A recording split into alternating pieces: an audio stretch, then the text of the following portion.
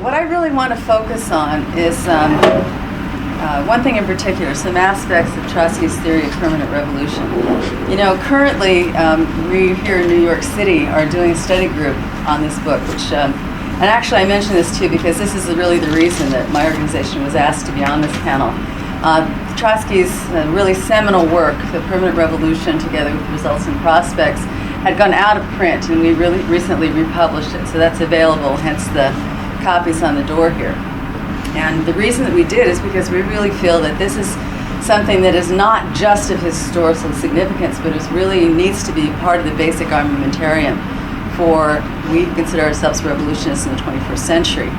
And that's really what I want to gear my remarks toward as well, Trotsky's legacy as a living, green part of what we're doing and what we have to bring to the focus today. It's unfortunately quite clear that not everybody, even who has historically been connected with Trotskyism, agrees with us about this. In fact, many of you here, I think, know very well that the Socialist Workers' Party, which was really the first organized form of Trotskyism in this country, abandoned these concepts long ago. And in 2006, the International Socialist Organization actually carried out in their press an open debate on permanent revolution itself without coming to a conclusion. They stated both a pro and con position. And the con essay was really focused very narrowly on the precepts of permanent revolution, saying that they really only applied to sort of backward countries at the early part of the 20th century and had no relevance for today. And that's exactly what I'd like to talk about, and to talk about why, in fact, it is relevant, and why this whole revolutionary process, which was in the case of the formulation of the ideas of permanent revolution, began in 1903, 1904, through 1906, when Results and Prospects was published, throughout, and then was tested, in fact, in the course of revolution in 1917, and again stood up and had to be defended against the depredations and distortions of Stalinism in the decade following that. Permanent revolution, in a nutshell, I'd like to just use the words of preeminent, one of the original in this country, Trotskyist Murray Weiss, wrote, is the process of worldwide, uninterrupted, and uninterruptible struggle of all oppressed people, led by the proletariat for economic, social, and political liberation. Why was this theory developed? Why is there something that's identified with Trotskyism called permanent revolution? It was really its response to what was thought of as the sort of common sense of the socialists of the day. Back in 1903, the Russians and Russian emigres in particular were struggling with the concept of how is revolution going to happen? What will be possible and what is necessary in our own country, which, unlike most of the countries of Western Europe, was still saddled with a feudal regime and with the Tsardom. And more importantly, then what do we have to do as revolutionaries in response? And again, the conventional wisdom among socialists of the time is that you have a scenario, you have basic sort of democratic demands, the right for liberty and equality, for free speech, the right to vote, all the things that are completely repressed under monarchies and feudalistic systems, as well as land reform, which was a key issue for the peasantry, the agricultural population of these countries. These, social and socialist parlance, were seen as the task of a bourgeois democratic revolution. And following the pattern of the French Revolution, it would end up with the capitalist class in power. And then there would be a long period of economic and social development before finally humanity would be ready for the next stage, a socialist revolution and the proletariat's rule, leading to a transition to classless society. Well, in the disagreements at the time that arose, both Lenin and Trotsky took issue.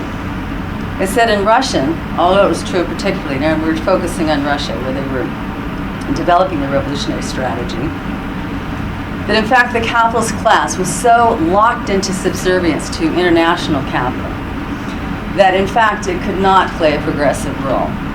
And the leading force in the revolution in Russia against Tsardom would have to be played by, in fact, the workers, supported by the peasantry. And there was, again, in this period that we're talking about, in 1903 through 1906, And even right up till 1917, some disagreement between Lenin and Trotsky.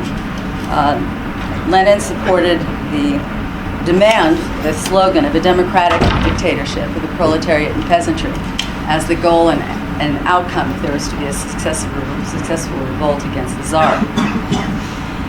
Trotsky characterized this as an algebraic equation, one that didn't take on the actual relationship between these two key classes, the proletariat and the peasantry. And he argued that, in fact, the peasantry whose interests would be divided would not really be able to play an independent role. And in fact, it would be the working class who would step to the fore, that it would need and seek and support and win the role of the peasantry. But again, it would be the working class that was playing the role. And I think that critical to what happened in 1917 is that reality brought these two great currents together. In Trotsky's, as Trotsky describes in The Permanent Revolution, that algebraic equation was solved with the actual information about the arithmetic values that had to be attached. And in fact, what then the course that was set out for the remainder of 1917 was to establish, in fact, a proletarian dictatorship in the first worker state. The concepts of permanent revolution were tested at the 1905 dress rehearsal. And that, in fact, is the period during which much of the material was written. The Permanent Revolution, which is a revisiting of these concepts in a second book that is now paired together with Results and Prospects, was actually written in 1929 and is enormously enriched and amplified by what happened, the experience of the 1917 revolution in which these ideas were tested out, and that whole relationship of the working class and how these different social issues came together. And even more, in some ways, even more of a challenge to what happened during the 20s then, with the degeneration under Stalinism, with the development of the bureaucracy, and the way in which Trotsky's ideas were distorted, attacked, and attempted to be buried for all time. So let me talk a little bit about the key tenets of permanent revolution as a theory, and how I see that really being is carried forward over the more than a century now since these ideas were first brought out.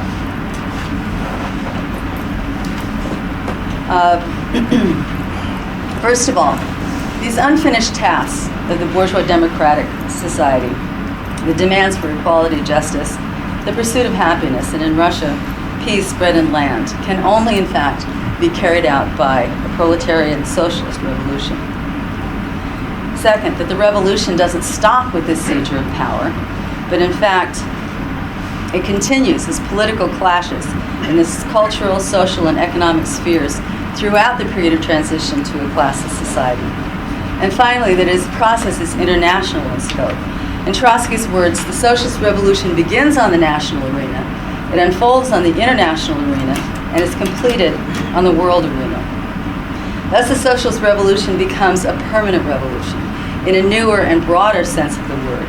It attains completion only in the final victory of the new society on our entire planet. And here's one of the things that I think is really critical in talking about the application and the ideas today, and that is that all three of these segments of the theory are interdependent. They exist in relationship to each other and operate together. And I'd like to revisit each of these a little bit and talk about their application for today, because I think the test of time is the true test for Trotsky's Marxism. First of all, the idea that humanity's unsolved democratic needs cannot be solved under an economic system that we have today. The capitalist economic system, after all, its very existence, its survival, depends upon the exploitation of working people and the oppression and super-exploitation of women and of people of color. It's predicated entirely on being able to use race, sex, sexuality, ableism, and other forms of social privilege or oppression to keep our class, its class enemy, divided. This capitalist system is one that cannot and will never be modified piecemeal into a tolerable system. There is no kinder, gentler capitalism that is available as a solution for the vast majority of humanity. And I think that this aspect of permanent revolution, which to my thinking is more true today than ever in history, is actually very closely tied to another seminal part of Trotsky's Marxism, which is the transitional program. And how this applies today, maybe we can, if people are interested, take up more in discussion. But just this point that I want to make. Trotsky's permanent revolution was an answer to the traditional thinking and the Menshevik thinking that revolution happens in stages. You have a minimal program where you're trying to tinker with capitalism, get a few reforms here and there. You have a maximum program for socialism that will take some place in the future. Maybe we should all live so long. But the transitional program is a way of making a bridge between those. It's a way of taking the demands for the basic things that we need now and showing how they could be solved, how they should be solved, what is logical, what is necessary, and what is possible if we could make that transition away from a profit system to a socialist economic system. That is how we actually make this bridge of how the democratic revolution grows over into a socialist revolution. Secondly, the whole concept of internationalism, a key part of Trotskyism, and which I think was really shown so strongly, verified by the events of 1917 and after. In his writings, the 29 writings, again informed by 1917 and by the rise of Stalinism, Trotsky really argues very cogently for the importance and how much they had, in the case of Russia, really depended on Germany and other Western European countries to revolt and come to their support to make socialism a reality. And he argued that this was just logical. After all, there is a world division of labor. And that crosses national lines right there and makes it impossible for any single country to be an island. That, I think, is even more true today when not only is labor divided internationally in a much more complex and interdependent way, but those connections are virtually instantaneous thanks to the internet, phones, other things that we have available, technology that wasn't in existence then. And yet the alternative idea of being able to build socialism in one country, I think definitively shown to be impossible by the ultimate demise of the Eastern Bloc and of the resurgence of capitalism in China, still has vestiges today. Actually, one of the things that I've been working on mostly in the last few years has been an analysis of the changes in Cuba. And I don't have time to go into that now, but that's something we could certainly talk more about as well. And finally, the concept that revolution is not a point in time. It's not something that happens on one day and then it's over when you actually have the proletariat seizing power. It is an ongoing process that permeates every level of the social organism. It's social relations, institutions, culture, ideology. And I wanted just to read one comment on this from Murray Weiss's pamphlet. It's actually an essay called The Permanent Revolution and the Emancipation of Women. He writes, "Since World War II, permanent revolution has struck deeply and boldly inside the imperialist heartland in new and unexpected ways, and in advance of the long-delayed proletarian overthrow itself. Fierce liberation struggles on issues of sex, race, sexuality, and human relations exploded in the industrialized countries. The attendant social, familial, and moral upheavals, which even Trotsky tended to regard as matters for post-capitalist society, battered again and again at the rotten hulk of bourgeois society. And these sex and race fights swiftly infiltrated. They became integral to the proletarian struggle itself. The more so, the more divided our class is by race and gender." This really does reflect, too, Trotsky's prediction, as he talked about in the transitional program, that the struggles of the most oppressed workers, the women, the youth, people of color, would become the backbone and really the cutting edge of working class and anti-colonial struggles of his period and of ours. And again, I think all of these things are even more intensely true than they were at the time that the Permanent Revolution was written or that the transitional program was first published. Finally, I'd just like to say it's certainly impossible in 15 minutes to say all that I'd like to, and I do want to respect having an opportunity for the group discussion. Currently here in New York, we're spending 12 weeks discussing the book, The Permanent Revolution, and we're having to skip a chapter here and there just to make it through that. In 12 weeks, there's a lot of rich material. But for those who would like to learn more, certainly, and if you don't have a copy of Permanent Revolution, because it's gone out of print, we have some here with us today, as well as other writings where people have tried to apply these ideas to our current challenges that we have here with us or down at the Red Letter Press table. So thank you very much for this opportunity to speak with you.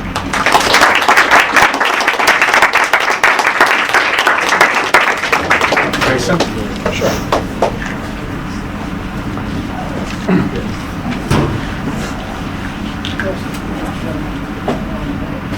So Leon Trotsky was a brilliant thinker, writer, military strategist, and revolutionary organizer whose life was defined by the struggle to preserve and develop the legacy of Bolshevism and the lessons of the October Revolution of 1917, the single most important historical event of the last 200 years. In an entry in his diary on March 25, 1935, he wrote, "I think that the work in which I am engaged now, despite its extremely insufficient and fragmentary nature, is the most important work of my life. More important than 1917, more important than the period of the Civil War or any other. For the sake of clarity, I would put it this way. Had I not been present in 1917 in Petersburg, the October Revolution would still have taken place.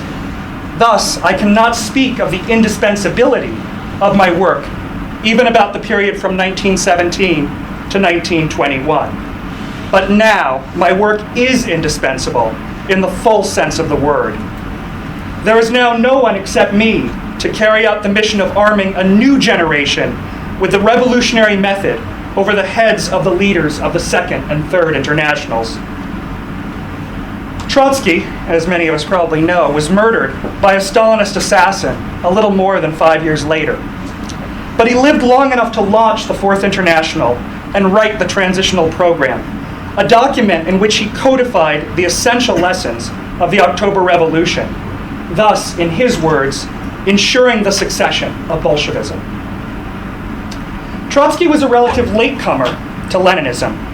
Before joining the Bolshevik Party in 1917, he was one of its most vociferous and prominent opponents. Yet as early as 1901, before he'd even had a chance to read Lenin's celebrated What Is to Be Done, Trotsky had flirted with the idea that the Russian Social Democratic Labor Party, the RSDLP, needed a more centralized apparatus than it then possessed. And when he escaped from Siberian exile in 1902, he made his way to London, where he joined Lenin. The next year, in 1903, he attended the Second Congress of the RSDLP, where Lenin sought to reorganize the party on a centralist basis. However, Trotsky rejected Lenin's notion of a hard combat party and instead favored the Menshevik model of a broad organization that would include sympathizers, fellow travelers, and well-wishers. In hindsight, it is clear that the Bolshevik Revolution of 1917 would have been impossible without the prior split with the Menshevik softs. But it took many sharp political struggles between 1903 and 1917 before the significance of the differences between Bolshevism and Menshevism came into focus for many of the participants. Looking back, Trotsky was harshly critical of his own role in 1903, writing, "My break with Lenin occurred on what might be considered moral or even personal grounds. But this was merely on the surface. At bottom, the separation was of a political nature and merely expressed itself in the realm of organization methods. I thought of myself as a centralist, but there is no doubt that at that time I did not fully realize what an intense and imperialist centralism the Revolutionary Party would need to lead millions of people in a war against the old order." Trotsky had been wrong on the most essential issue, but he was not wrong about everything. In terms of the broad contours of the historical possibilities for the Russian Revolution, his vision was more acute than Lenin's, particularly in the aftermath of the failed 1905 revolution, which Lenin later referred to as a dress rehearsal for 1917. The spark that set off the revolt was the January 1905 Bloody Sunday massacre of workers peacefully marching to the Winter Palace to petition the Tsar. As has been widely observed, there are many parallels between Russia in 1905 and the current wave of popular revolt that's sweeping the Arab world today. But in some very important ways, the Russian workers' movement was more advanced than what we have seen recently. The tumult of 1905, which produced the first true mass organizations of working class power, the Soviets, temporarily suppressed the cleavage between the Mensheviks and the Bolsheviks. Trotsky, who had returned from exile when the revolution erupted, quickly emerged as a leading figure in the Petrograd Soviet. And in that capacity, he collaborated closely with the Bolsheviks. When the revolution was defeated, Trotsky was jailed. And it was while in prison that he began to refine his theory of permanent revolution, which he elaborated in 1906 in Results and Prospects. He subsequently summarized his conception as the thought that the Russian Revolution, although directly concerned with bourgeois aims, could not stop short at those aims. The revolution could not solve its immediate bourgeois tasks except by putting the proletariat into power. And the proletariat, once having power in its hands, would not be able to remain confined within the bourgeois framework of the revolution. The contradictions between a workers' government and an overwhelming majority of peasants in a backward country could be resolved only on an international scale in the arena of world proletarian revolution. Having by virtue of historical necessity burst the narrow bourgeois democratic confines of the Russian Revolution, the victorious proletariat would be compelled to burst its national and state confines. That is to say, it would have to strive consciously for the Russian Revolution to become the prologue to a world revolution. As his biographer, Isaac Deutscher, observed, the powerful insight shaped much of Trotsky's future activity. In this brochure of 80 pages was the sum and substance of the man. For the rest of his days, as leader of the revolution, as founder and head of an army, as protagonist of a new international, and then as hunted exile, he would defend and elaborate the ideas he had put in a nutshell in 1906. Similarly, Karl Marx spent his whole life developing and drawing conclusions from the ideas that he had advanced in the Communist Manifesto. Yet despite his important insights on the shape of the Russian Revolution, Trotsky acted as an impediment to the development of an effective revolutionary party in Russia. From 1903 until the outbreak of World War I, he was perhaps the foremost advocate of a reunification between Bolsheviks and Mensheviks. The French historian Pierre Brouet noted, "The more striking feature of this period is his constant striving at any price for conciliation and for the unity of the Russian party." For Trotsky at that time, Lenin was sectarian and even secessionist, fully responsible for the party split. The outcome of this line was the constitution of the 1912 August Bloc. In practice, the regroupment of every current of the party against Lenin and several so-called party Mensheviks. The revolutionary events of 1917 forced Trotsky to belatedly recognize that he had been wrong and Lenin had been right on the necessity of a hard break with Menshevism. In a symmetrical development, Lenin's April thesis were denounced by many old Bolsheviks as an expression of Trotsky's theory of permanent revolution. But the essence of the partnership was that Trotsky came over to Lenin.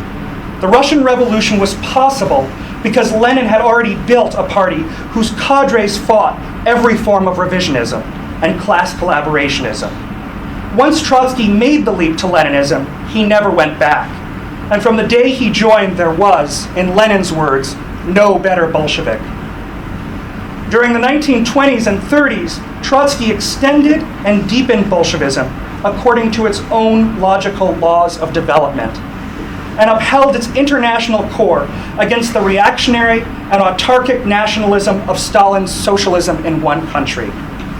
Against the Comintern's ultra-sectarian third-period attacks on social democrats as social fascists, the left opposition advocated the creation of a united front between communists and social democrats to smash the Nazis. During the Spanish Civil War, Trotsky told the bitter truth about the betrayal of Andreas Nin and the POUM in supporting the cross-class Popular Front government. Trotsky asserted that the first step to defeating Franco and the forces of reaction was to break with all wings of the capitalists, including the progressive bourgeois forces aligned with the Popular Front. This was, of course, exactly what Lenin had proposed in his April thesis. Today, we have a somewhat analogous situation with Hugo Chavez, the left-talking Bonapartist who heads the Venezuelan capitalist state. He must, of course, be defended against attacks by the CIA or rightist coups, as Trotsky sided with the Spanish Republicans against Franco, and the Bolsheviks blocked with Kerensky against Kornilov in 1917. But like both the Spanish Popular Front and Kerensky, Chavez deserves no political support from revolutionaries.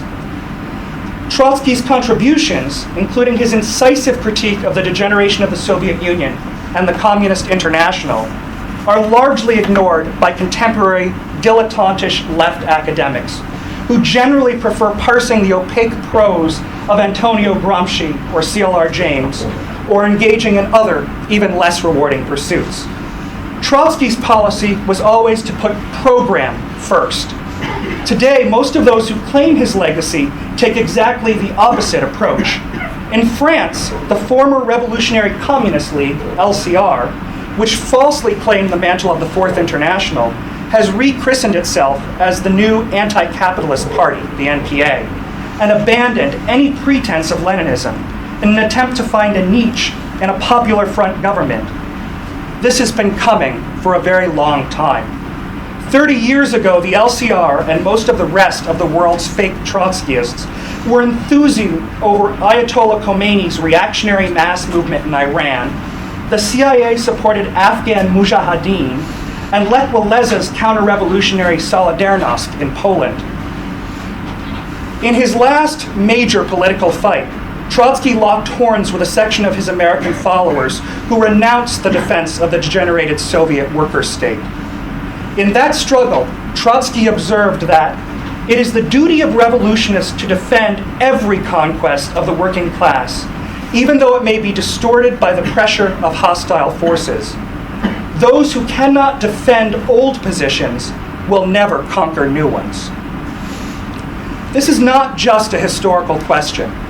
It remains on the agenda today for the deformed worker states in Cuba, China, Vietnam, and North Korea. In the August 1991 showdown in the Soviet Union, we, the International Bolshevik Tendency, were virtually alone in militarily siding with the Stalinist remnants against Boris Yeltsin's forces, a necessary position from the standpoint of defense of the Soviet degenerated worker state. By 1991, the Spartacus League, which only 8 years earlier was openly identifying with Stalin's heir, Yuri Andropov, the butcher of the 1956 workers' political revolution in Hungary, refused to take sides in the final showdown between the Stalinist hardline remnants and Yeltsin's counter-revolutionary rabble. It could have been worse. Most of the rest of the world's supposed Trotskyists came out in support of the pro-imperialist Yeltsinites. Trotsky's ideas remain vitally important guide for action today because, as recent events from Egypt to Wisconsin clearly show, the future of humanity depends on finding an answer to the essential problem that he addressed in the Transitional Program in 1938. That is, the crisis of leadership. Trotsky's devotion to the struggle for human liberation continues to inspire many of the young fighters around the world who recognize that the only way out of the endless horrors of global imperialism is through revolutionary organization. He had an immensely powerful intelligence and a brilliant facility for expression. But perhaps more importantly, he was one of those exceptional individuals who, in the words of James P. Cannon, remained true to the revolutionary ideals of his youth. His entire life was governed by Marx's injunction in the 11th thesis on Feuerbach. The philosophers have only interpreted the world in various ways. The point, however, is to change it.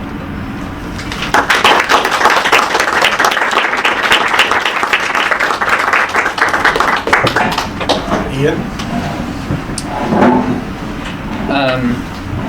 So I've chosen as my sort of method to take up this question just a modest way of, I think, framing Trotsky as a figure.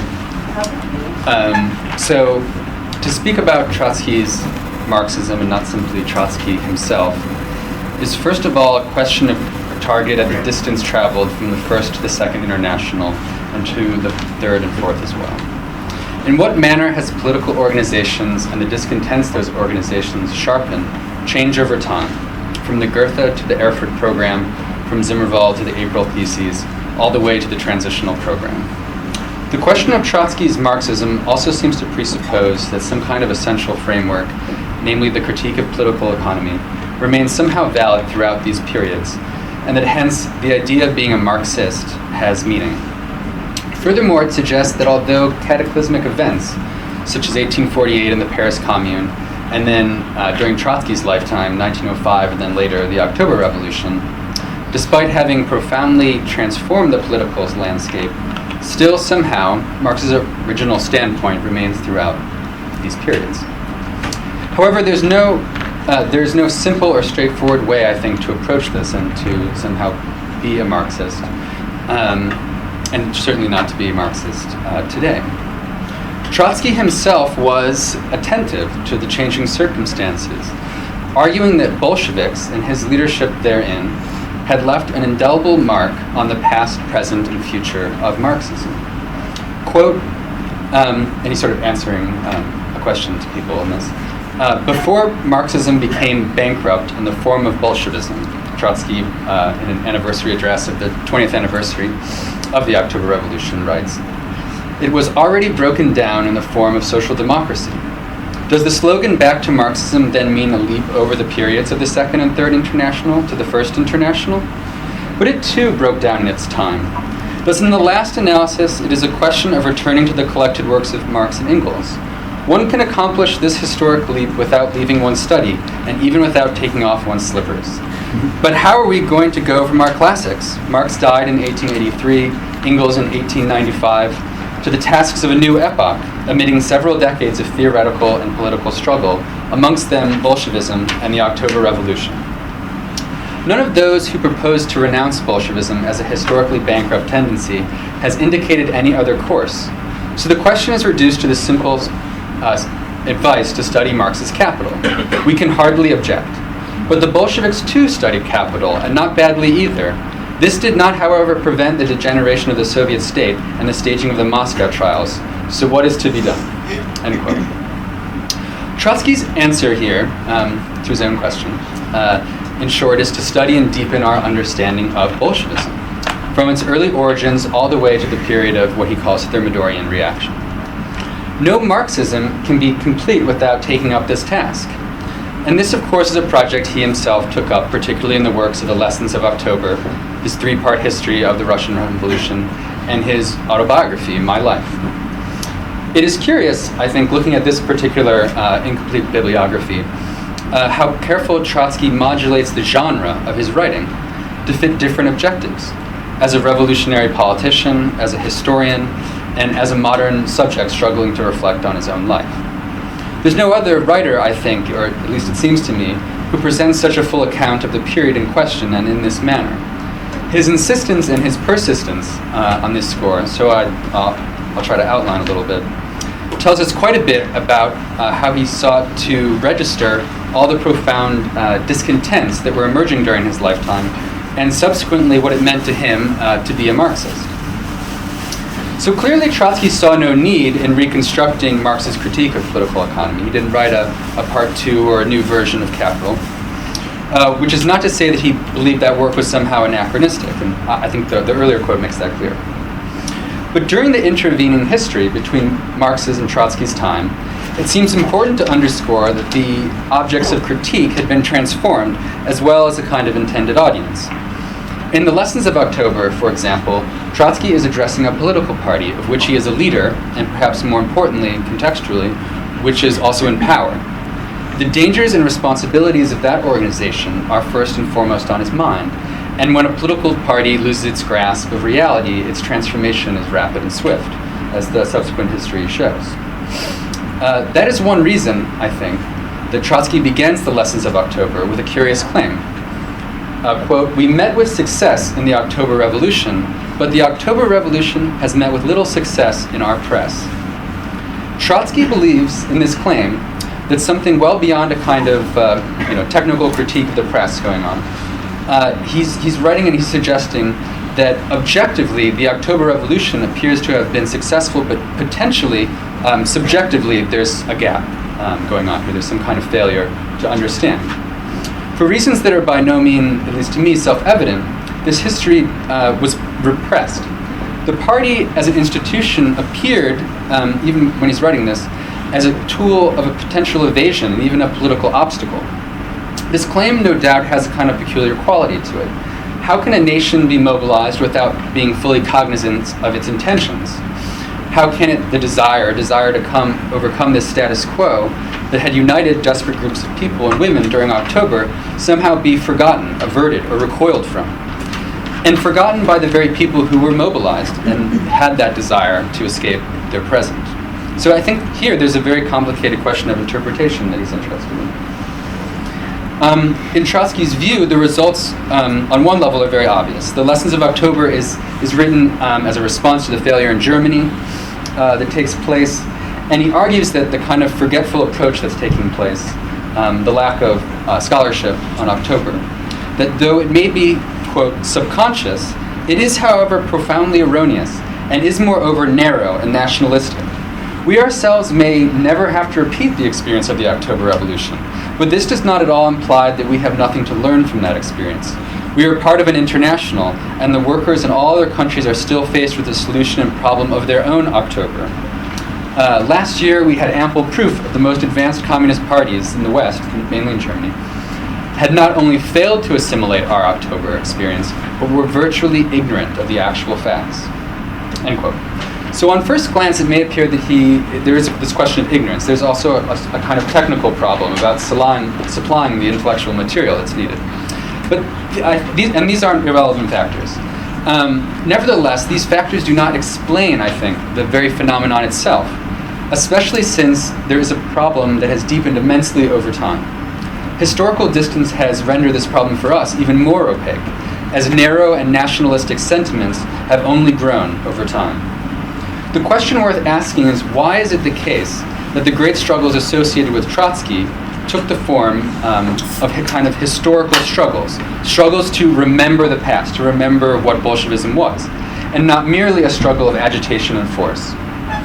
Marx describes how leaders of the French Revolution emulated the Roman Republic and the Roman Empire. Socialists during the 19th century sought to revert to craftsman guilds of the pre-modern city-states. And all these impulses and discontents, Marx sought to ground in his theory of capital and tear asunder in all of these crude parodies of the past. The leaders of October didn't really have that kind of an illusion. The paradigm, it seems, had changed. They were struggling over a kind of incomplete presence, appraising the meaning of their actions on a world historical scale. The historian's role then gathers, I think, a new kind of immense political significance, which Trotsky himself was extremely attentive to, and which he dealt with in his History of the Russian Revolution. So I give you a passage where he's honing in on this that comes at the end of that 3-volume book.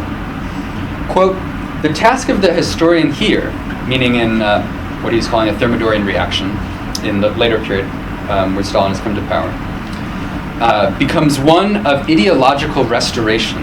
He must dig out all the genuine views and aims of the Revolutionary Party from under subsequent political accumulations. Despite the briefness of the periods succeeding each other, this task is much like the deciphering of a palimpsest, for the construction of the Epiphany school are by no means always superior to those theological ingenuities for whose sake the monks of the 7th and 8th centuries destroyed the parchments and papyrus of the classics." End quote. I think in this, the tone actually here is not at all hyperbolic for Trotsky.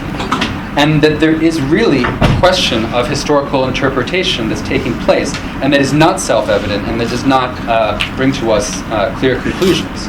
There's no roadmap. There's actually a profound historical difficulty in interpreting and ideologically restoring the history that he himself had even lived. So what was this ideological restoration in his mind? There's one part here that I'm going to read to you, another longer quote, where he's speculating on this, and it's almost the last page of his three-part history. Quote, "The historical ascent of humanity, taken as a whole, may be surmised as a succession of victories of consciousness over blind forces in nature, in society, in man himself. Critical and creative thought can boast of its greatest victories up to now in the struggle with nature. The physio-chemical sciences have already reached a point where man is clearly about to become master of matter." And here he gives kind of special emphasis that I think is interesting. "But social relations are still forming in the manner of coral islands." This is his conclusion to this whole history of the Russian Revolution. "Parliamentarism illuminated only the surface of society, and even that with a rather dim light. In comparison with monarchy and other heirlooms from cannibals and cave dwellers, democracy is of course a great conquest, but it leaves the blind play of forces in the social relations of man untouched. It was against this deeper sphere of the unconscious that the October Revolution was to first raise its hand. The Soviet system wished to bring aim and plan into the very basis of society, where up to now only accumulated consequences have reigned." End quote. If we're to believe that history is more than a set of contingent factors, more than a kind of oversized pinball machine shooting us around in every which way, or a form of divine providence, as the pre-modernists had believed, we must approach the incomplete present as historical, such that the tradition of the dead generations really does weigh like a nightmare on the minds of the living, as Marx wrote. This was the project of Trotsky, and that he had set for himself, and it was the essence of his Marxism. And even as far back, going to 1907, Trotsky had written in his pamphlet that is finally out in print, Results and Prospects, in a quote that I'm going to give you, that he's very obviously tipping his hat to this opening line of the 18th Brumaire of Louis Bonaparte that I was just referencing. Quote, "History does not repeat itself. However much one may compare the Russian Revolution of 1905 with the Great French Revolution, the former can never be transformed into a repetition of the latter. The 19th century has not passed in vain." The tone of this passage, I think, really drives the essence of Trotsky's Marxism. Although we may not have the confidence today that we somehow have learned the lessons of the French Revolution, even, let alone the Bolshevik Revolution, perhaps necessarily we must look at all revolutions through the eyes of, or the prism of the October Revolution. And this, I think, is the paradigm and the framework that Trotsky lays before us, and the complexity of that I haven't exactly delved into too much, but I hope that helps give a sense, one way of framing Trotsky as a figure in his project. So thank you.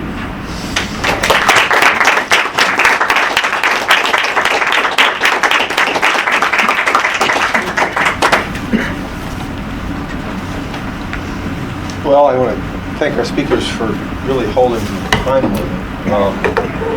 It's 5 to the hour, so we're only running about 5 minutes late. So each one of you, I mean, we don't have to do this too formally. If you like, you can exchange back and forth, or you can just take 5 minutes. In which case, I don't know how, would you prefer to just sort of take 12 or 15 minutes amongst the three of you? You could start with Susan and then Jason, but Susan would have another opportunity to speak if she'd like. Okay, I'll just make a couple of comments. I think that Jason did a very good job of describing sort of the evolution of what was going on in the Russian Social Democratic Party in the whole period between the split up through 1917. And I wanted to add just one point to that. Part of, in fact, the Permanent Revolution, part of what Trotsky says about his error and the mistake that he made in not aligning with Lenin was that what he characterized as a revolutionary fatalism. The idea that as the revolution approached, it would be so self-evident what the task was, that everybody would be drawn together into one organization and everybody would come on board and understand the true task. Well, reality showed, in fact, that was far different. In fact, the Mensheviks dug even deeper and entrenched themselves even further, and very nearly a wing of the Bolshevik Party with them, in this concept that no, it just wasn't time for the workers to take power in their own names. The people, and even right up to the eve of the revolution itself, a significant part of the Bolshevik Party held back from the task. So it's unfortunately logic doesn't always impel us into the same camp. We don't always learn the same lessons from history.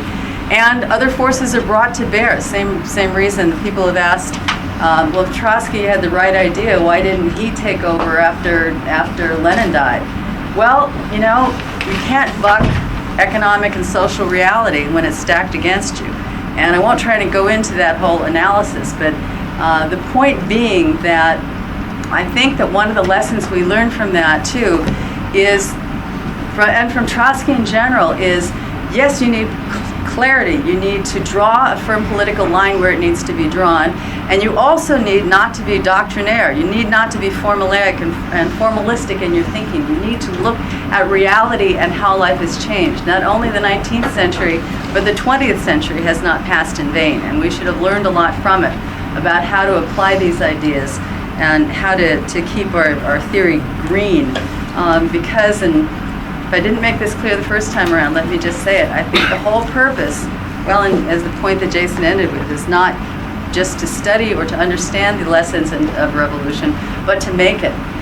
We need to change history, and we need to understand how that fits in. And personal beef of mine, if you will, is I think that much of our movement, vast part of the socialist movement, really suffers from mechanical, formalistic thinking and a failure to understand the dialectics of our own class struggle, and how, for example, that within the motor force of history, the proletariat, we are so deeply riven by divisions around gender and race and sexuality that all of these need to be understood in the dynamic of how they operate within our class, and why we, for example, the Freedom Socialist Party, characterize ourselves as Marxist feminists. We believe that there is a way to meld those concepts together that is entirely consistent with the permanent revolution and those ideas. So, again, I think among the lessons and the things that you talked about with Ian, with learning the lessons and how to apply them, is bring it to the ground and into the streets, because that's what we need to carry us forward. The Slipper quote, was that from In Defense of Marxism? The Slipper quote, was that from In Defense of Marxism? Oh, at the beginning about Marxism? Yeah. No, it's okay. It was a different speech. That was a good quote. I was thinking In Defense of Marxism was a book that the SWP compiled and published based on the fight that had gone on within in 1938, when a large section broke off and began advocating that the Soviet Union was no longer a worker state, and that the Stalinist bureaucracy, rather than being a caste, as Trotsky had said, was a new ruling class. And the background of this theoretical argument was the fact that a lot of these people were no longer willing to defend the Soviet Union because of the Stalin-Hitler Pact, because of the show trials in the Soviet Union. And, I think that we can't look at the world in a vacuum. We are a part of it. And one of the things that Trotsky wrote in the course of that fight, addressing Burnham, who was one of the leaders of the faction, was that that these intellectual dilettantes who were socialist professors were just sort of sitting back and reflectively exploring their nose with their fingers. And I think when I hear this idea that the left is dead, long live the left, it comes out of a certain context. And we certainly are in a period of reaction after the collapse of the Soviet Union, the attacks on the organized working class, the situation that we've seen with the last stretch of U.S. imperialist invasions in Afghanistan and Iraq, and it creates a very difficult climate to work in. And I know that there are people who have stated that we're in a period that's back before the Enlightenment in terms of consciousness. And you know, I mean, there's a little bit of truth to that. There's a lot that's been lost.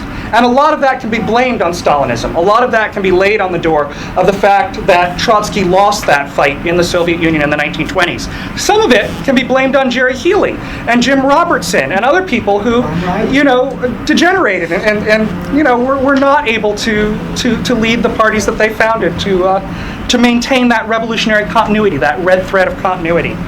And you know, I think that what Trotsky saw, and where we see Trotsky's Marxism as being, is that you had to stand against the current. And Trotsky lived through a particularly horrible period in the last years of his life. You know, this was when the Nazis came to power.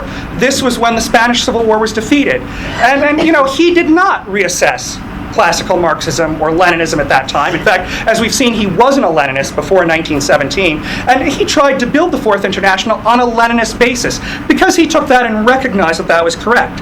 And you know, I'd just like to share one more quote from Trotsky, which is from the transitional program. "We must tell the workers the truth. Then we will win the best elements. Whether these elements will be capable of guiding the working class, leading it to power, I don't know. I hope that they will be able, but I cannot give the guarantee. But even in the worst case, if the working class doesn't sufficiently mobilize its mind and its strength at the present for the socialist revolution, even in the worst case, if this working class falls victim to fascism, the best elements will say, we were warned by this party. It was a good party, and a great tradition will remain in the working class." So that's why we see it as still being the question of the crisis of leadership. We don't think that we're in a new epoch because of the collapse of the Soviet Union or the other deformed worker states in Eastern Europe, because we're still in the imperialist epoch. So the socialist revolution is still on the agenda, and it still requires a combat party of the type that Lenin envisioned. And I just want to very briefly address some of what the comrade from the FSP brought up as well. You know, I don't necessarily think that, I think that that women's rights and women's equality was certainly something that Trotsky believed in and was a bourgeois democratic right.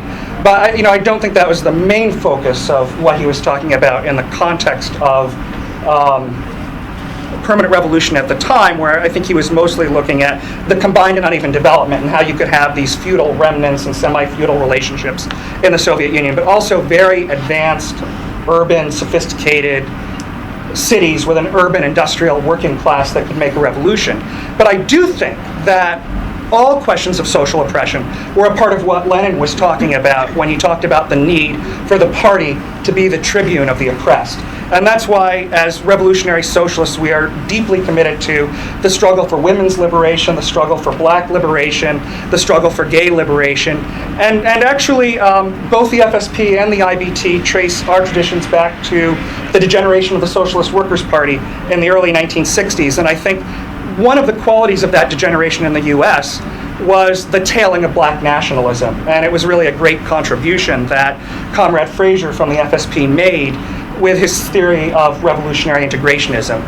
I think that in the 30 years since then, or 40 years since then, our paths have diverged somewhat in the way that we look at things like Cuba and China today, and the way that we look at building a Trotskyist movement today. But it was, you know, I'm glad that permanent revolution is back in print. That's certainly important. Great. Ian? I find Trotsky a very vexing figure, given the historical period that he encompasses, all the way back from his interventions in the Second International, leader as Bolshevism, his dissent after Lenin's death, the new course, all the way up to the Fourth International. There's so many distinctive issues. But as a way to approach Trotsky, it seems that there are generally a couple different ways that people do it. There's a couple standard ways. One of them is Trotsky as superior program. Trotsky as the Trotsky who wrote the transitional program and who sort of burst asunder the framework of the minimum and the maximum program that was the dogma of the Second International, And he is, in some sense, leads a continuity from Lenin because he has taken the insights of October into the future, etc. And so superior program, Trotsky, that's his contribution.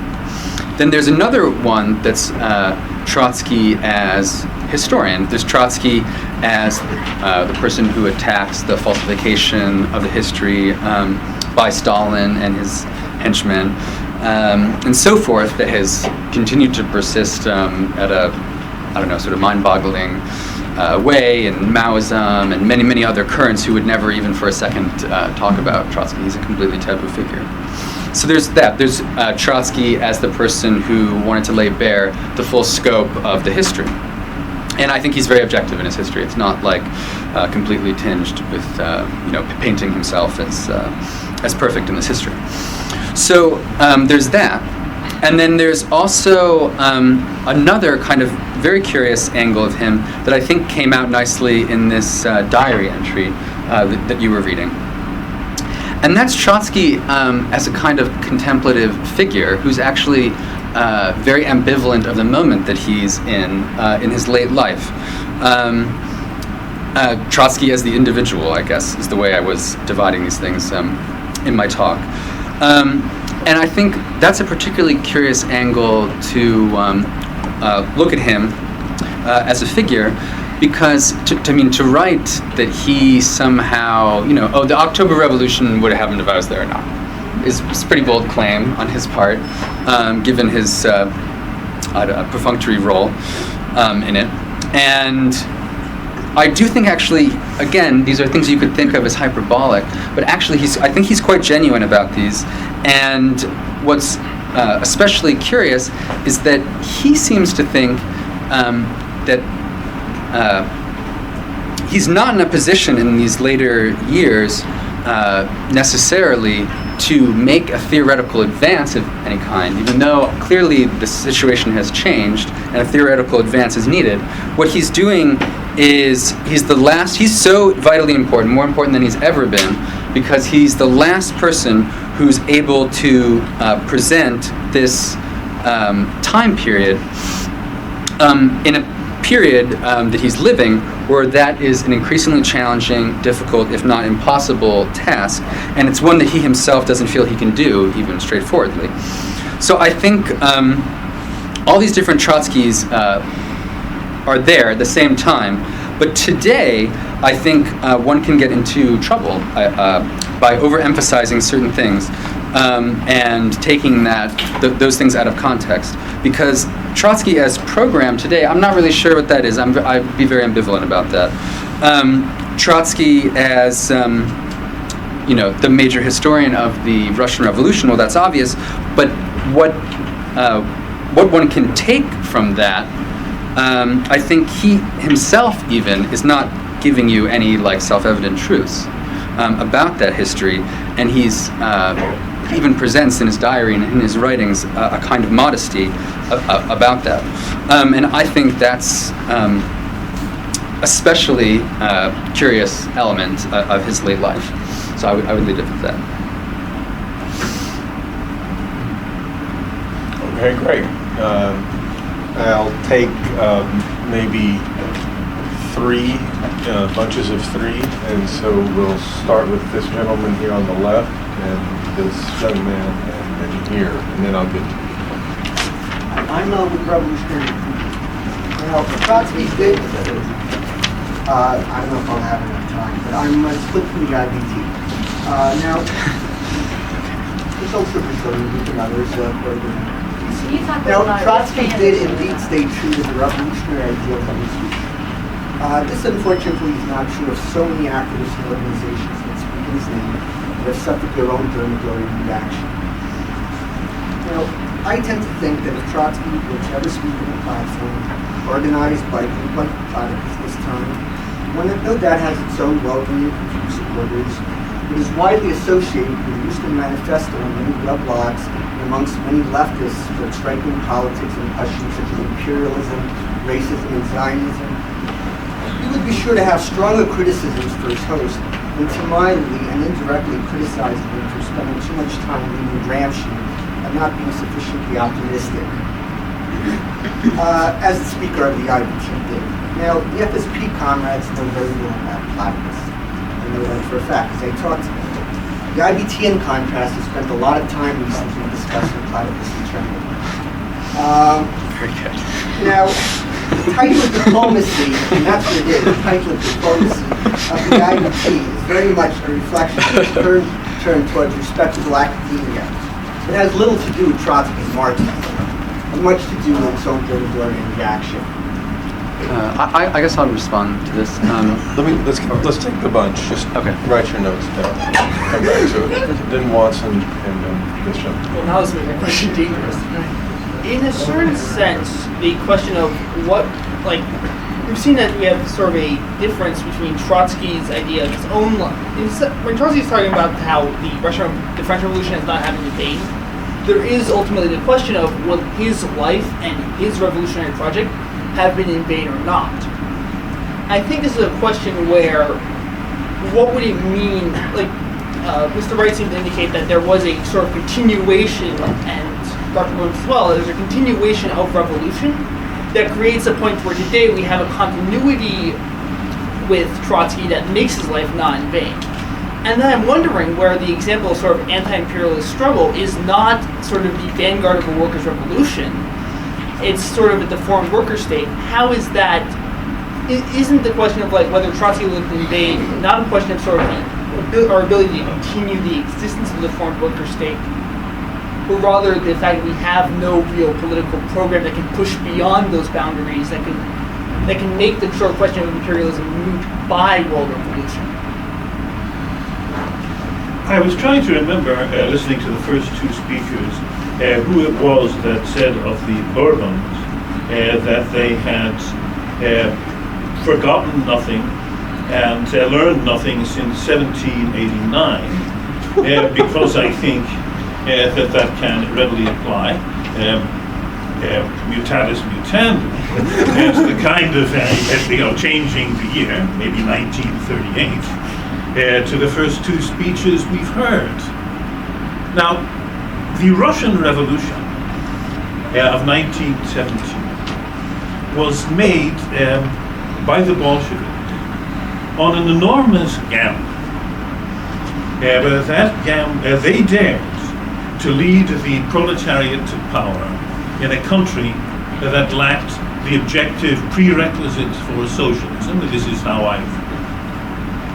But because they were firmly convinced that capitalism had entered its final crisis and that the demise of capitalism would take, as Trotsky put it, years and perhaps decades, and certainly not centuries. But now, I don't think anyone in this room can have any trouble concluding now that regardless of the role that Stalinism indeed plays in undermining the international revolution, that the ultimate verdict of history is that their reading of it, upon which they based their enormous historical gamble, has proven to be wrong.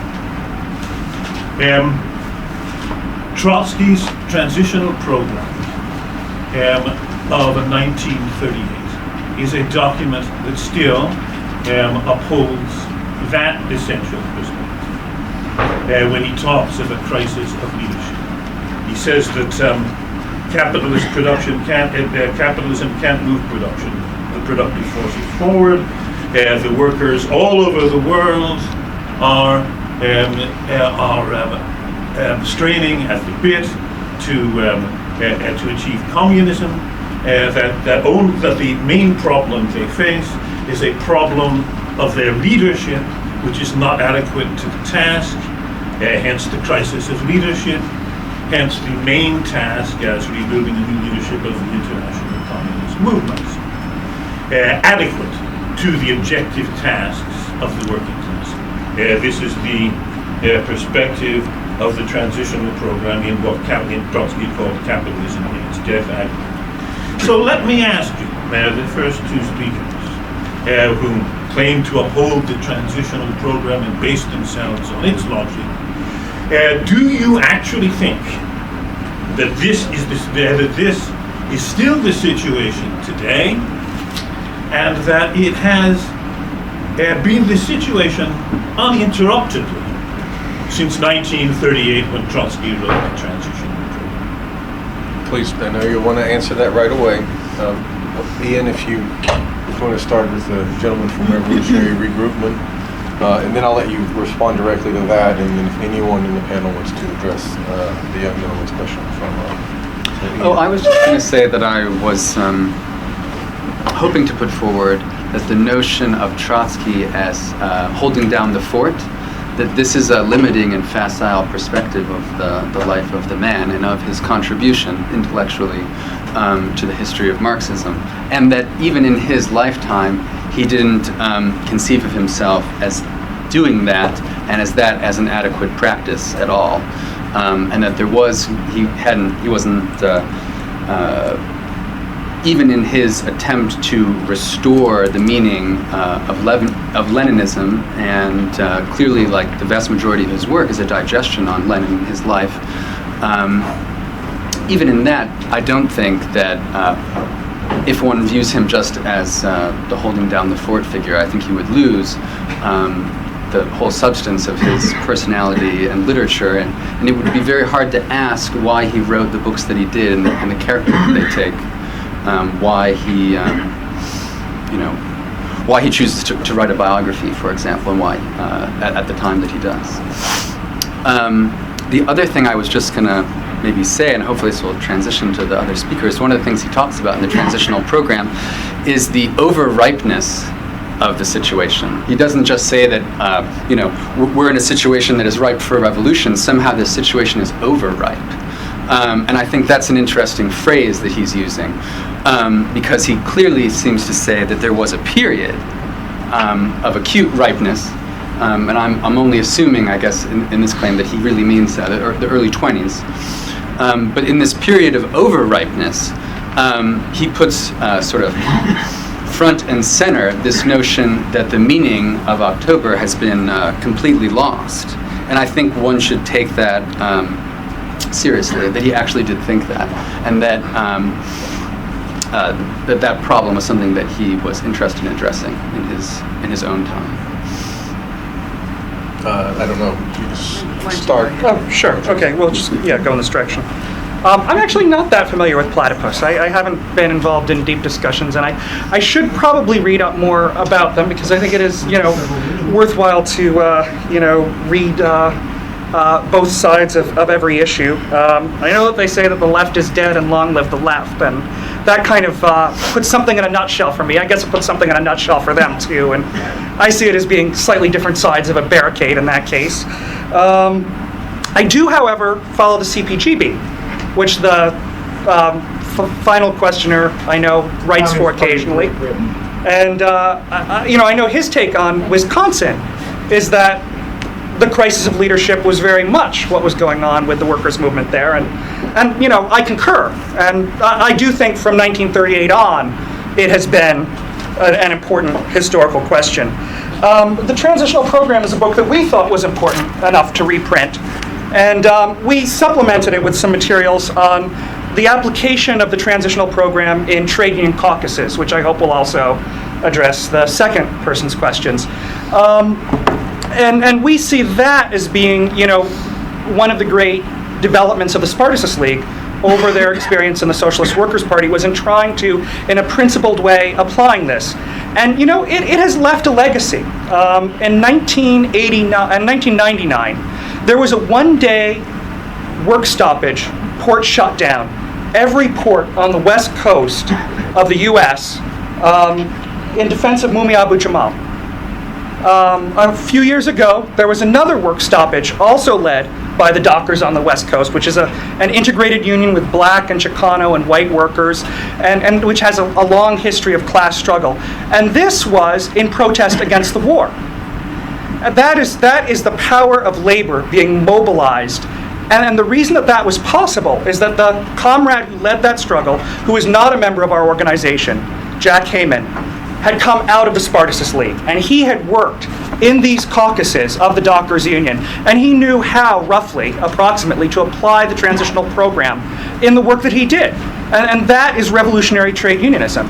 And if we saw a lot more events replicated like that today, or if we had revolutionary leadership, even that was not the official leadership, but was challenging the bureaucratic misleadership in Wisconsin, it's possible to see Wisconsin as being a spark that if there was, say, a general strike that had started there, that would have repercussions and reverberations throughout the U.S. For instance, my union, I'm in a public sector union in New York State, was following Wisconsin events very closely because we know that the sort of aggressive attacks that are going on in Wisconsin are being replicated here. Now, the language that Cuomo was using in attacking the unions is a lot more mealy-mouthed than what a Tea Partier will do there, because his constituency and where the Democratic Party is getting money from, i.e. the unions, is a little bit different. But the ultimate program that they're both serving is the program of the ruling class. And that is why the revolutionary program, as the program for the working class to take power, is so essential. And that is why it remains the crisis of leadership. Susan? Yeah, I don't want to take a lot of time away from the group discussion. So I would say my short answer to your question is yes. I do think that the ideas of Trotskyism and permanent revolution give a framework that really do explain a lot to me. It made sense to me when I was 20 years old, and it makes sense now.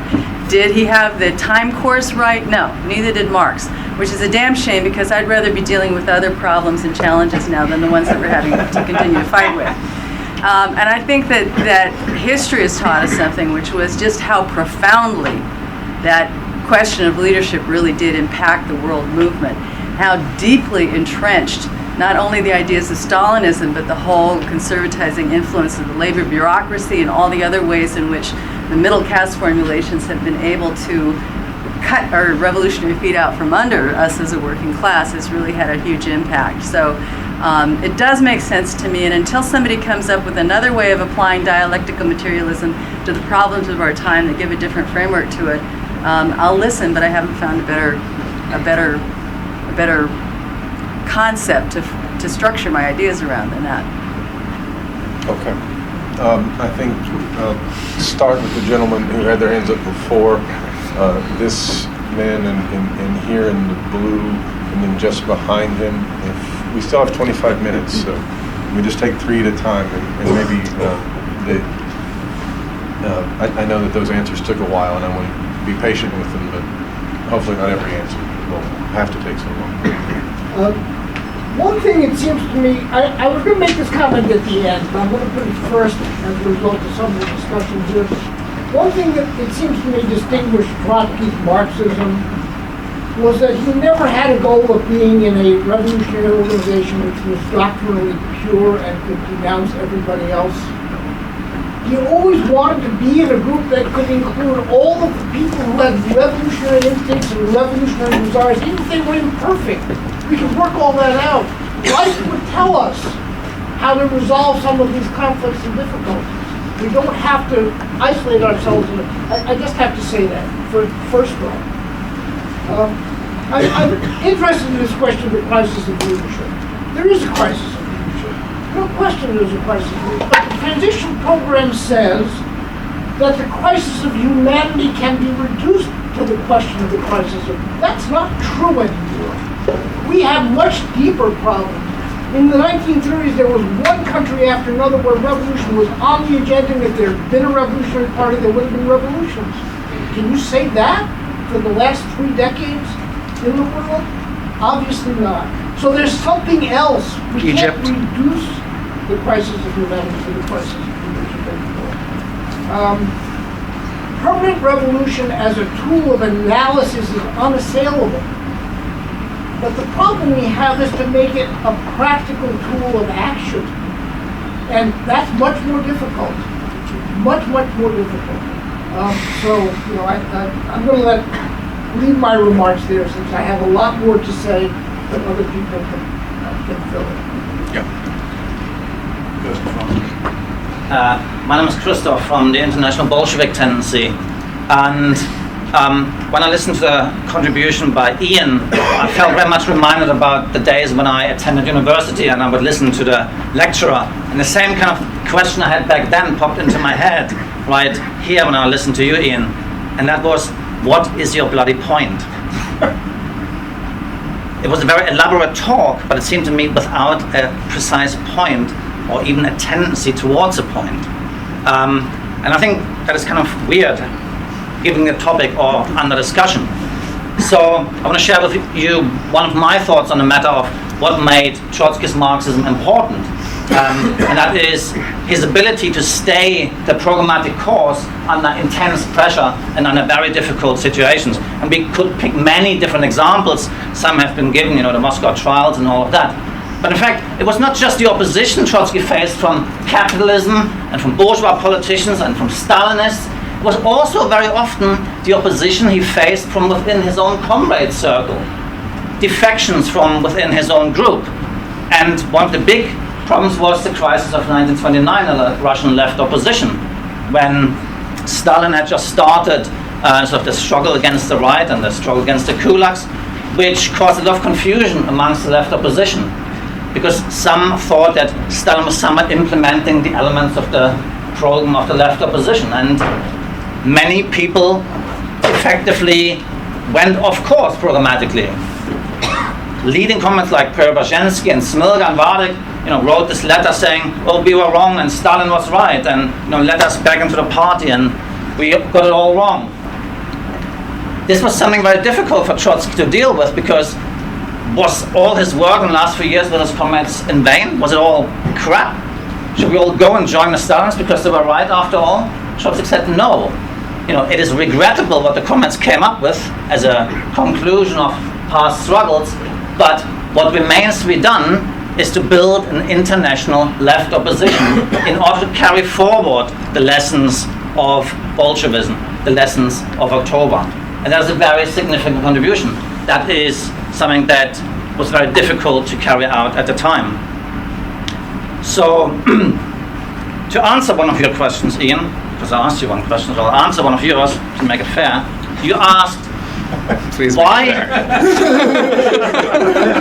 was it that Trotsky chose to write the books that he wrote? I would say, guess what? But when informed, guess what? He probably chose to write the books he wrote because he thought they had an interesting and important, vitally important subject matter, and he probably thought he had something valuable to contribute to the discussion. And I tend to agree with him.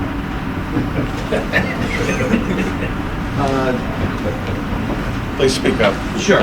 I guess my question was revisiting something that was asked in the last round of questions, and also has sort of come up again,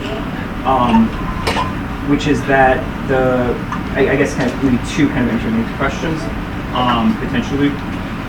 That obviously there's the history of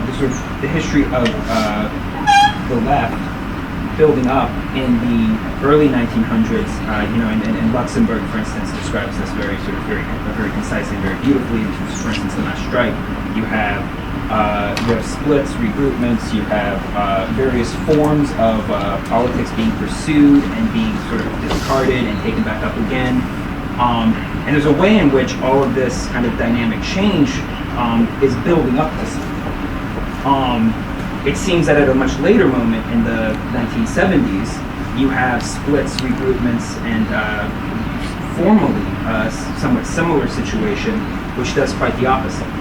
And with respect to the question of revolutionary leadership, for instance, I beg your pardon, Jason. I beg your pardon, Jason. You sort of talked about Stalin, and it seemed to me that it's not just the question of what sort of Stalin did, but also the approaches that people took politically apropos of Stalin, oftentimes agreeing, at least on some abstract level, orthodoxy, and nonetheless splitting with each other in a way that actually didn't capture larger numbers of the working class, but actually quite the opposite. And this was occurring in a moment of recession.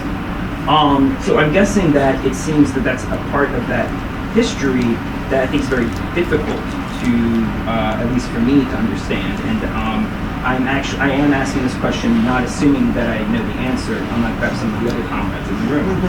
And so I would really like to hear what people's sort of digestion of that part of the history really is. And I would appreciate that part. Okay, so Ian, what is the point? What's the bloody one? What is the bloody point? And then perhaps an address to Nate. I don't know if anyone has anything in particular to say to our first questioner, but also feel free. I guess I'll start with you, Jason, and then give you a chance to speak. Okay, I'll try to We'll be. get to you. I'll try to be brief for this time. I will say something in response to Comrade Bloom, and that's that I'm not sure that the London Bureau or the POOM would have agreed that Trotsky wasn't concerned with doctrinal purity. I think that tends to be the attack from whoever's to the right of the Orthodox revolutionaries, is that they're a bit obsessed with doctrinal purity. And I also think that one proof that there are still revolutionary opportunities today, and there are things on the agenda, and that the crisis of leadership is the question, are the things that we're seeing in the Middle East today. And I can just imagine how different the world would be if there had truly been a revolutionary socialist party in Egypt or in Libya, rather than Stalinized parties, for all those years that have now since been smashed and etc. I think that Isaac Deutscher wrote a great trilogy biography of Trotsky, but Deutscher goes off a little bit in the last volume because he was actually one of the Polish left oppositionists who did not support founding the Fourth International. And his view was sort of that class struggle is receding and that it's not possible to start something new today. Trotsky thought it was the necessary next step, and he thought that it was necessary to fight out the struggle. In that split in the Socialist Workers' Party, he really did try to protract it because he thought the longer the argument went on, the more they were winning people over. But he also thought it was important to tell the truth and have the correct program. And I think, that's why even though they did end up weaker for it, in another sense they were stronger because they were more programmatically cohesive. And I think that was important. I think I'll pass. I really want to get a chance to hit for more people to speak. Okay, Ian. What's the bloody point? What's the well, this is one way I would put it. This is one way I think that I find Trotsky interesting. Jason had used the 11th thesis on Feuerbach. I think that's maybe a good Marx quote, just to speak to your concerns. I think the quote being that philosophers have only hitherto sought to philosophize about the world. The point is to change it. I think today we have a very different situation in which the world doesn't appear philosophical to us. And if we wanted to change the world, if that was our ambition, we would have to somehow comprehend what is going on. And I think that formulation makes that reading quite succinct. That Trotsky, I don't think, was just the man of pure program. That it had all been worked out, and that the world, for him, it was time purely for action. For him, it was still a struggle to make the world philosophical. I think that is a very interesting aspect of his life's work and writing. He himself was not, a Philistine. He was not one to, berate intellectual discussion or novels or literature. In fact, he was probably the most interesting literary critic of the Second International radicals, and he did not explain his interpretation of literature as program. And yet he somehow felt that was valid, that work he was doing. My Life, I think, is interesting. It's clearly not a book about program. It's a question of his own leadership. In some sense, this question of, the crisis of our time can be reduced to the question of leadership. Well, his biography, I think, maybe is an interesting document to look at that, since he himself is very ambiguous and does not give an answer about the meaning of his leadership, and the 7-step program of how you should repeat Trotsky's life. He doesn't do that at all. And so I do agree that yes, our time is the notion that there's a crisis of leadership is a very important way perhaps to look at it, but it is unfortunately true that the problem is this man over here was saying that it is much deeper than that now. I mean, I was pointed to a book by a philosopher, Robert Pippin, was talking about an event that we had hosted in New York called Bowling Alone. I don't know if people know this book. We are in a situation not only with a crisis of leadership. People don't want to not only join a political party, they don't want to join a bowling club. They don't want to have a dinner party. They don't want to be involved in any civic participation of any kind. We're not in a situation where people want to join a union, where there's mass trade union struggles. We have a kind of SCIU, your union is like a 1-800 number kind of thing.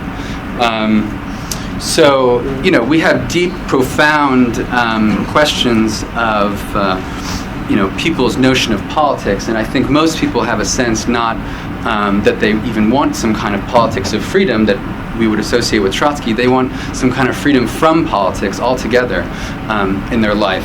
And that's an interesting, curious symptom of our time. It's not one that I think Trotsky has some answer to, but I do think that his proposition, to give the point, is that Bolshevism and that experience is probably the most interesting paradigmatic expression of the kind of politics that occur in capitalism, and that we should look at those undogmatically and find a way to grapple with them as problems. But I don't think that he's thought of himself as only program. He thought of himself as that was one, no doubt, essential and important part of his life as a leader of a party. But he was more than that, and we in our time probably are more attuned with him as a person who was reflecting on his own existence in a certain time than we do have access to Trotsky, the leader of the Fourth International, which doesn't exist anymore. Several of them exist.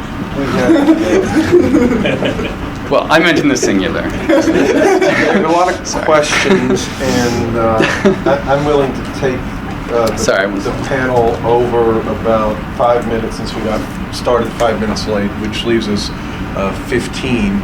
I'll take the gentleman here. Might be answered in 1 minute. And here and in the back, and then hopefully we'll have time for one more round after this. Well, I think that you can't say that Trotsky's idea was that Bolshevism was the most interesting problem to grapple with. That wasn't what he thought of his idea. He thought that Bolshevism was a way out for humanity, and that what had been learned with great difficulty over a lengthy period of time should not be lost. It was at risk of being lost, and this is your quote about the archaeology was necessary. It's at risk of being lost because it's covered over with lies and murder, and it's discredited because to the extent that Stalin is identified with Lenin, Lenin's identified with the revolution is discredited.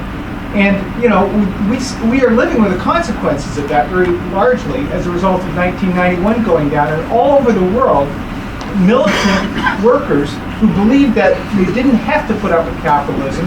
There was this other alternative, and they didn't believe all the bullshit they got from the bosses like the Soviet Union, even though some amount of it was true. In fact, they believed the Soviet Union was something that it wasn't.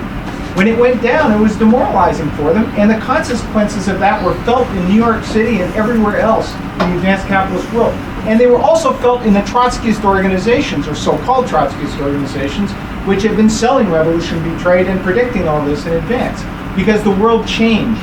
Because the world is made up of actual human beings with certain objectives, with a willingness or not a willingness to fight, to stand up, to run risks, to take chances, to do work, all that kind of stuff that actually takes place to build even a very small organization, to hold even a small meeting, to do something that may not change the world tomorrow, but might, through a series of linkages, possibly turn into something. And that's what the crisis of leadership is about. The crisis of leadership we are also living with if you look at the American trade union movement, which is shrinking and being ground up and being destroyed. Why is it being destroyed? Well, it's being destroyed partly because the AFL-CIO actively colluded with U.S. imperialism to destroy the workers' movements and all the other countries. Why? So they'd get the imperialist crumbs that Lenin talked about. It's good for us, American unions, if the workers in the Philippines don't have a very good union, and in Mexico and everywhere else. So we'll send our guys in, our renegade former communists mostly, because they're the most effective, to sabotage, undermine, and destroy the workers' movements in these other countries. Because that'll be good for us, won't it? Yeah, it'll be good for you for a while, and then guess what? It'll come back.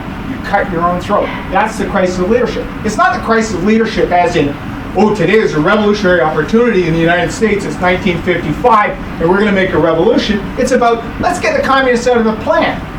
And they make a deal with the bureaucracy. Get rid of the communists. Get rid of the guys who built the unions. They're Stalinists. They're not perfect, but nonetheless, they ran the risk. They took the chances. They beat off the cops. They beat the scabs. They formed big, powerful unions. American workers' wages went way up. American bosses had to share more. Let's get rid of the unions, say the bosses. Well, it's going to be a long time. It is a long time, but the chickens are coming home to roost now. And here's the other side of the crisis of leadership. So finally, they're going after the public sector. And you got a guy in Wisconsin who's going after it twice as hard as anybody else. And what happens? The first union that stands up a little bit with the timid bureaucrats who make sort of a call, guess what happens? Tens of thousands of people run out of their houses, some without even having their clothes on, get dressed properly. They're so excited. Here's a chance to fucking do something. Wow, that's the crisis of leadership. It is a real problem. We have a real problem here. And the problem is not to reconceptualize what Trotsky might have meant about this or about that. The problem is that there is, and we don't have a problem understanding the world. There's no problem with philosophizing about the world when you have the Republicans hitting you on the head with a stick. Workers in Brazil do not have a problem knowing, or workers in Haiti, I think maybe this is good. I can't decide, should I go to church and pray about it? No, there's millions, tens and hundreds of millions of people around the world who know the essentials and who will today, as they did in 1921, turn out and join a viable communist movement. They'll join anything that appears viable as a way out of this fucking mess, which is world capitalism and imperialism, and which can't even solve its own problems. Okay, well, I'm sorry. I am excited by some of these ideas. Yeah, sure, okay. Well, I think I said my piece. I think that Trotskyism is 100% valid. Not to say it doesn't need to be refined, improved, and address certain new problems as they come up. But we can't throw the baby out with the bathwater if we're ever going to get anywhere.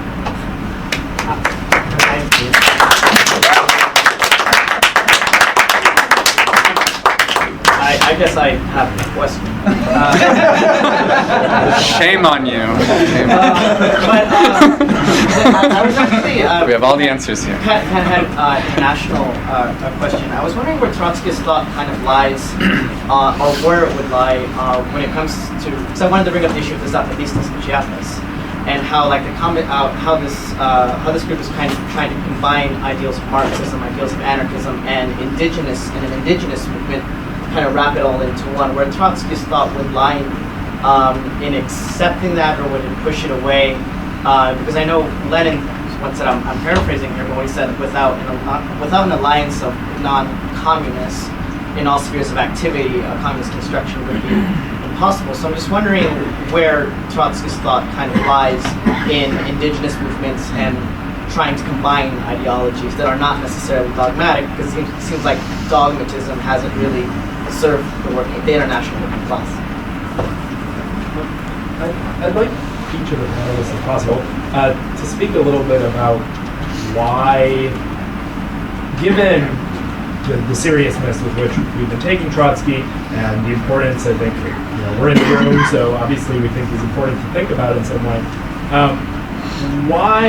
how that relates to the fact that his politics were a failure and continue to be a failure. And that might be true that is true over all of Marxism. Marxism is a failure. It hasn't brought the revolution yet. And so in some ways, maybe Trotsky is the figure that poses for us continually sort of like the crisis of that. I don't know, but sort of the question of like how Trotsky's failure, and I feel like this comes up a lot when people think about Trotsky, and that there are different ways people sometimes react. Sometimes there's like a romanticization of Trotsky, like, you know, oh, we love like, you know, we love the failed revolutionaries, the ones who have some success, like Lenin or whatever, I don't know, but like Trotsky, oh, he's so noble, he was living, you know, he was writing. And then on the other hand, there's, you know, sort of ignoring the fact that Trotsky and his politics were, you know, a relative flash in the pan. They certainly had some influence on some important events in American labor history and other things, but in terms of creating the possibility for the overcoming of capitalist society at an international level, Trotskyism hasn't been there, and it's not there today. So I'm wondering what that means for taking Trotsky seriously today.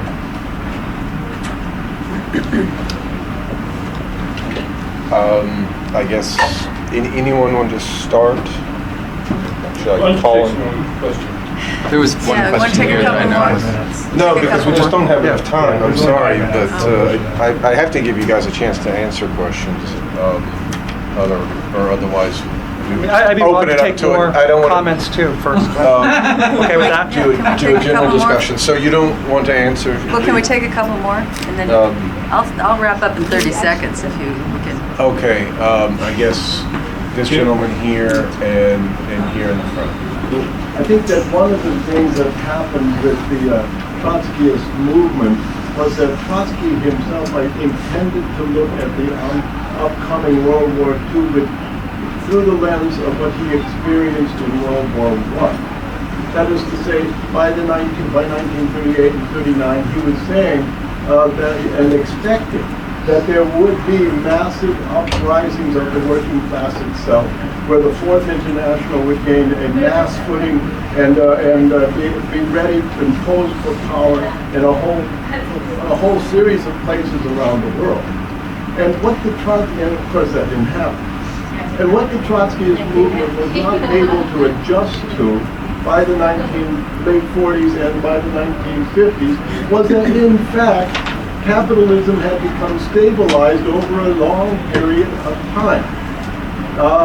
25 years with the economic stabilization basically, and the political stabilization that has lasted much longer.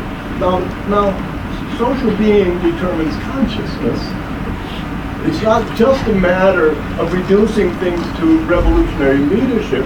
That new reality that did exist there did shape workers' consciousness on a very profound level. And Trotsky is, I know that people that came out of, for example, the Spartacist League or also the SWP earlier, essentially were saying that nothing has changed. Nothing has changed. If you read the economic analysis of a lot of the Spartacist League, Joseph Seymour, for example, you will see that he's essentially saying that we are facing the same situation that we were in 1938. And no boom, no massive and I think that's so it's also a matter of having the correct analysis. And I heard a certain sense in which people were saying that an analysis doesn't matter. People, masses around the world understand what they need. Well, no, and they have to be. That's why you need a revolutionary party. I'll be really brief. I just wanted to give my personal kind of reflection since I've been reading The Permanent Revolution for like 8 weeks, like just now. It's kind of fresh in my mind.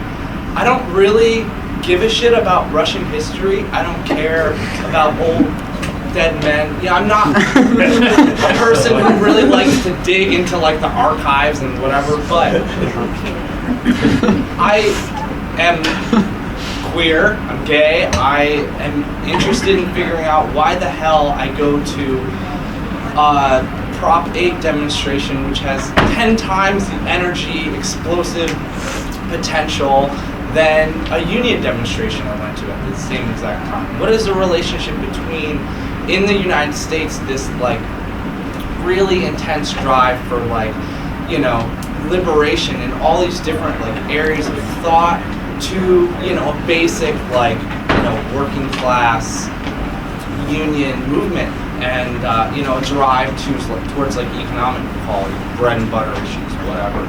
And in reading Permanent Revolution, Trotsky we're really figuring out that his theory brings light to that today, because he looks at a revolution and he doesn't just look at it as A plus B, again, the algebraic equation. He looks at it there are these, the Russian Revolution was this a mistake, it was this anomaly. And then, it was a result of all these demands that didn't have a lot to do with, the working class coming to power, fed into this social revolution, this socialist revolution. I think that has a lot to say to our situation in the United States today. What is the relationship between all these different questions of gay rights, feminism, and this deeper drive towards a new society. So I just wanted to give a plug for Trotsky in that light, that if you're interested in feminism, queer theory, whatever, it's an aspect of that book that is really important. And I know you don't have a lot of time for questions, but I think the more you guys in the remaining 2 minutes and 30 seconds talk about his relevancy in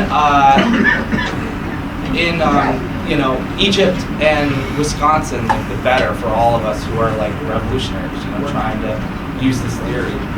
I guess I hope there are a lot of questions that we just went through. But I was thinking there is a book that people might be familiar with that's interesting, that Eric Hobsbawm wrote in the early 90s. That was about French historiography of the French Revolution. Yeah, that's about how historians of the French Revolution, after the collapse of the Soviet Union, kind of conservative narrative of the French Revolution had become dominant in academic studies.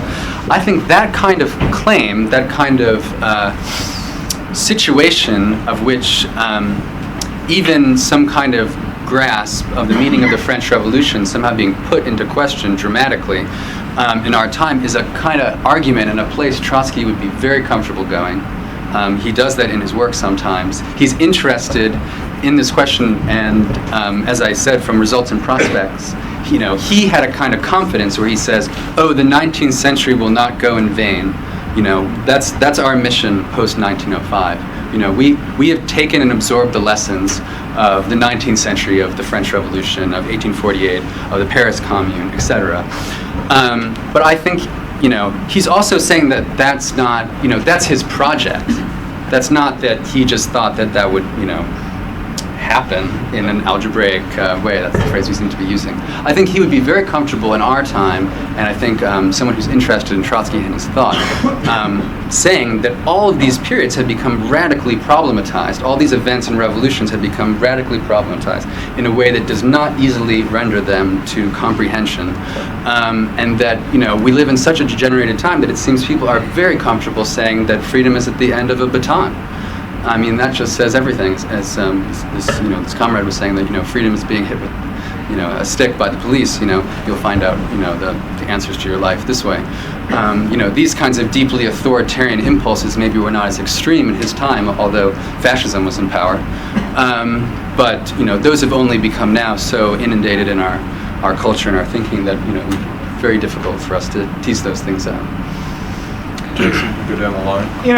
I know a lot of people think I've seemed to have reduced it to the crisis of leadership, which I think is a very important point. But there is a lot that's been lost, and it's not just that question, but in the economic crisis, a lot of so-called Marxist academics, had so given up or so revised Marxist economics that they don't even grasp the falling rate of profit anymore. The Leninist theory of the state.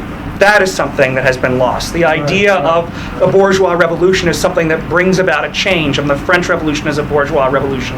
You're right. I mean, there is some sense in which a lot of that legacy has been lost. But the fact that we can look back at models, which is the reason to read the history, which is the reason to go back to the history, it's sort of like some of what Trotsky's arguing in the theory of permanent revolution. It's that, because you've got the model, because Russia has the model of the workers' movement that has already come to fruition in the capitalist society, it can leap past the stage of the guilds and things like that. And for us, we can leap past some of the stage of the low level of class consciousness today because we can refer back to and make reference to the lessons of the October Revolution. And I think the comrade had a very serious question, so I do want to address it. I think that that Mexico needs a Bolshevik party. And that's not to say that I don't think there are many subjectively revolutionary people that are attracted to the Zapatistas because that's what's there and that's what's fighting. And I think that the Zapatistas need to be defended from the Mexican state. We've never really written on Mexico, at least not recently, and it is an issue that I'd like to look at more. But I did read a very moving book a couple of years ago, Enrique's Journey, about Central American migrants illegally traveling through Mexico. And I thought one of the things that was interesting, and I hope I'm not misremembering it, is that the Chiapas were one area where they were attacked the most. And I think there is a mixed character to some of these nationalist movements, and that's why there really needs to be a fight to split them and to draw out class struggle militants who grasp the need for a socialist revolution. And just to respond to you also, I think that the role of the struggle of indigenous people, like many other individual groups that we've mentioned in the course of this day, are very critical and have to be understood, and that's I think one of the main failings often of the left has been inadequate dealing with it or trying to subordinate it to, quote, the greater class struggle, rather than realizing that in fact it's an integral part of it and can be a spark for exactly the kind of thing we're trying to build. I personally, if you wanted to talk afterwards, am more familiar, for example, with the Mosquitos in Nicaragua, because that's an area where I did work. But there is a wonderful case study of how to screw things up by not dealing with the indigenous issues. And I want to thank people here. You've actually given me quite a bit to think about, and I have a paper in mind to write now about the whole issue of leadership and how much we can reduce our challenge now to its crisis. I do think that it still is very fundamental, and one of the things we have underestimated is how profoundly and deeply and in concert with the stabilization of capital, that has been just totally driven out. I don't think we've lost. I really don't think we've lost some of the things that the speakers were talking about. They're there. The problem is they've been beaten down, they've been shut up, they've been distorted, they've been argued against, they've been disguised, they've been over-talked, and why, perhaps we've underestimated our enemy a bit, and that's really the main problem. So I want to end, though, with just one thing.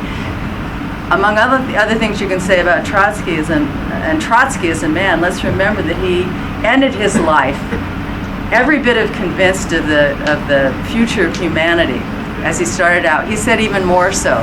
And with the beauty of the world and able to respond to that and to understand that future generations would be able to cleanse it of all the filth that we're still dealing with today, more than 70 years after he died.